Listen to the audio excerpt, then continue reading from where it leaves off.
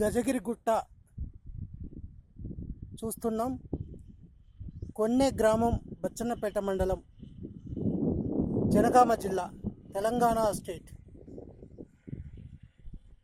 గజగిరి గుట్ట ప్రాచీన శిలాయుగం నుంచే ఆది మానవుల చారిత్రక ఆధారాలను కలిగి ఉంది. మనం ఇక్కడ నవీన శిలాయుగపు అనగా కొత్త రాతి యుగపు గ్రూవ్స్ మనం చూస్తున్నాం.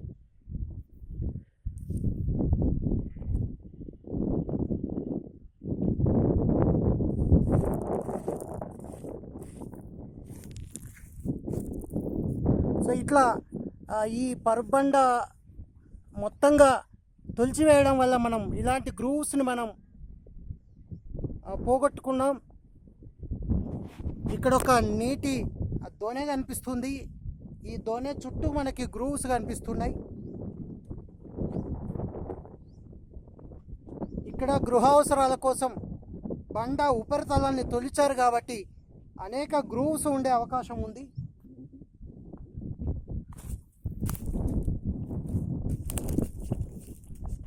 ఇది గ్రూవ్స్. ఇలా నునుపుగా ఉండేటువంటి పొడవాటి బద్దులనే పురావస్తు పరిభాషలో గ్రూవ్స్ అంటాం. రాతి బద్దులు.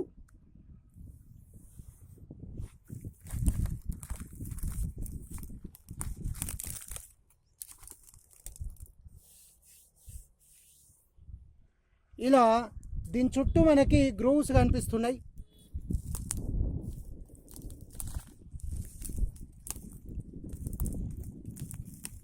ఈ గుట్ట దిగువన మనకి బృహత్శిలాయుగం నాటి రాకాసి గూళ్ళు కనిపిస్తాయి. ఈ చుట్టుపక్కల సాగు చేశారు. ఇప్పుడు వచ్చే తోవలో కూడా వరుసగా రాళ్ళను తీసి తోవకి రెండు వైపులా స్టోన్ సర్కిల్స్కి ఉపయోగించినటువంటి రాళ్ళని రెండు వైపులా వేశారు. సో వందలాది రాకాసి గుళ్ళు ఉంటాయి. ఇక్కడి నుంచి మనకి రామచంద్రాపూర్ నుండి కొన్నెలో ఉండే ఊర చెరువు దాకా కూడా మనకి గ్రూవ్స్ రాకాసి గుళ్ళు లెక్కలేనని మనకు కనిపిస్తాయి. గుట్ట పైన బౌద్ధ స్తూపం ఒకటి ఉంది. ఆ పైన మనకి ఆ స్తూపానికి సంబంధించిన ఆధారాలు మనకు కనిపిస్తాయి. గుట్టని రెండు వైపుల నుంచి కూడా మనకు పైకి ఎక్కొచ్చు. దూరంగా దిగువన మనకి ఆ రోడ్డు కనిపిస్తుంది.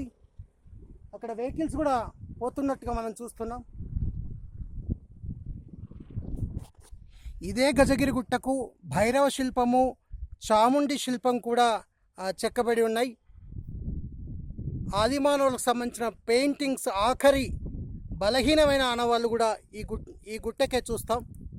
గతంలో పురావస్తు శాఖ ఆధ్వర్యంలో మనకి ఆది మానవులు భుజించే ఆహార పదార్థాలు ఏంటి, వాటి మీద ఒక బొటానికల్ రీసెర్చ్ కూడా జరిగింది. ఎక్స్కవేషన్స్, త్రవ్వకాలు కూడా జరిగినాయి.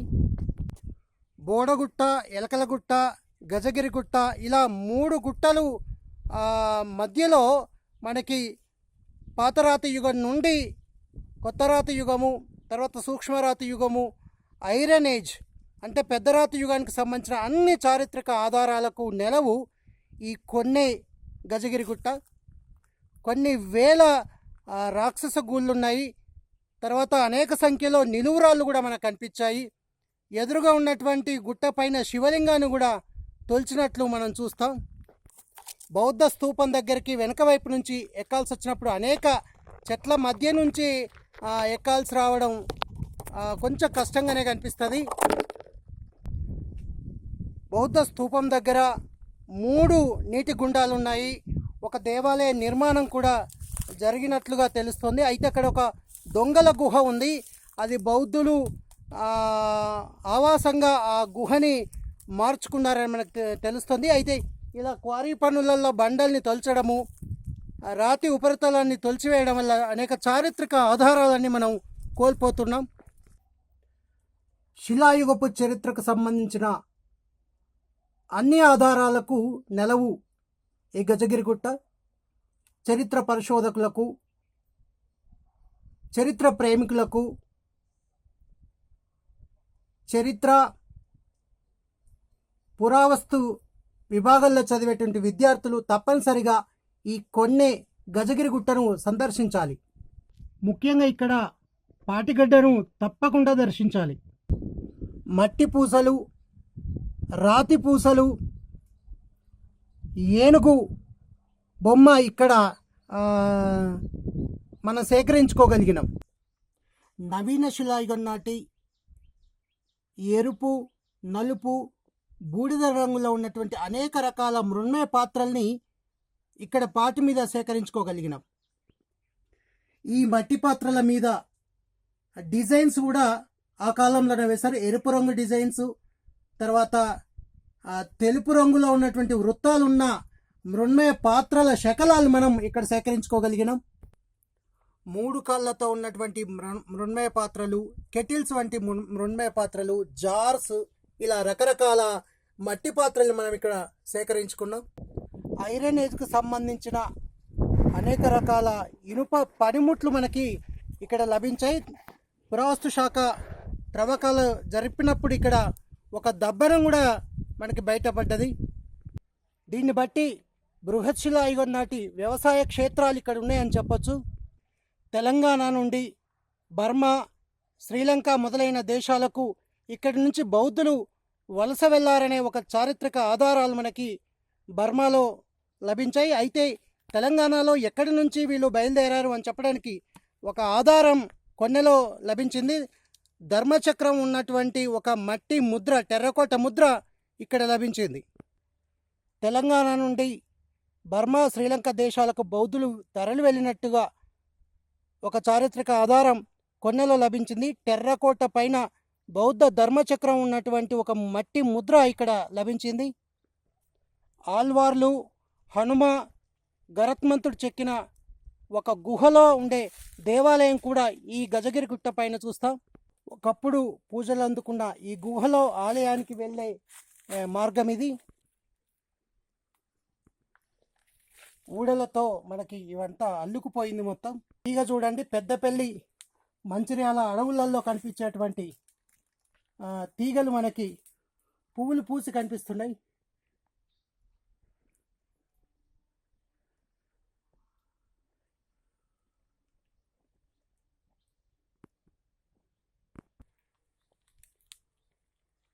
అది లోపల దేవాలయం. మరొక వైపు గరత్మంతుడి శిల్పం. ఇది ఆ దేవాలయం. దూరంగా ఒక శిల్పం చెక్కినట్టుగా పాక్షిక ఆధారాలు ఉన్నాయి. అయితే ఇలాంటి స్తంభాలు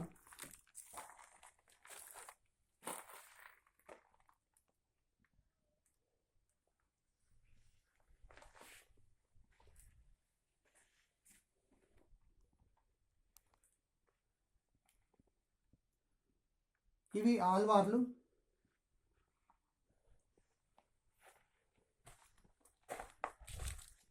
అలా స్తంభాలు చెక్కడానికి, ఇంకా ఈ పూర్తిగా మనకి స్తంభాలు చెక్కడానికి, నిలపడానికి మనకి తొలిచారు. ఇది కనిపిస్తుంది. ఇక్కడ ఏంటంటే ఈ లోపల నుంచి మనం గుడి చుట్టూ కూడా ఈ ద్వారం నుంచి లోపలికి పాక్కుంటూ మళ్ళీ ఆ గుడి నుంచి ఇటు బయటికి తిరగడానికి ఒక గుహ కూడా ఉంది.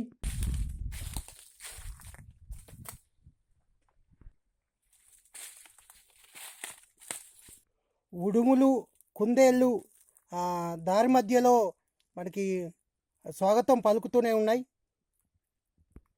గజగిరి గుట్టను సందర్శించాలంటే ఒక రోజు మొత్తం పడుతుంది.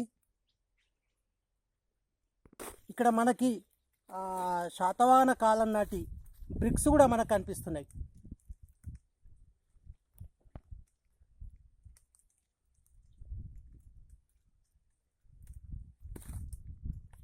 మట్టి పెంకలు, వాటి అంచులు మనం చూస్తున్నాం. ఇవి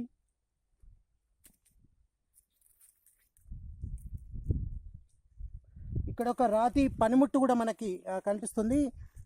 బ్లూ కలర్లో ఉన్నటువంటి రాతి పనిముట్టు ఇది. ఇక్కడ ఆసక్తికరంగా ఒక బ్రిక్ లేయర్ మనకు కనిపిస్తుంది. బ్రిక్ లేయర్ ఆ కాలంలో ఆ కాలంలోని బోన్స్ మనకు కనిపిస్తున్నాయి.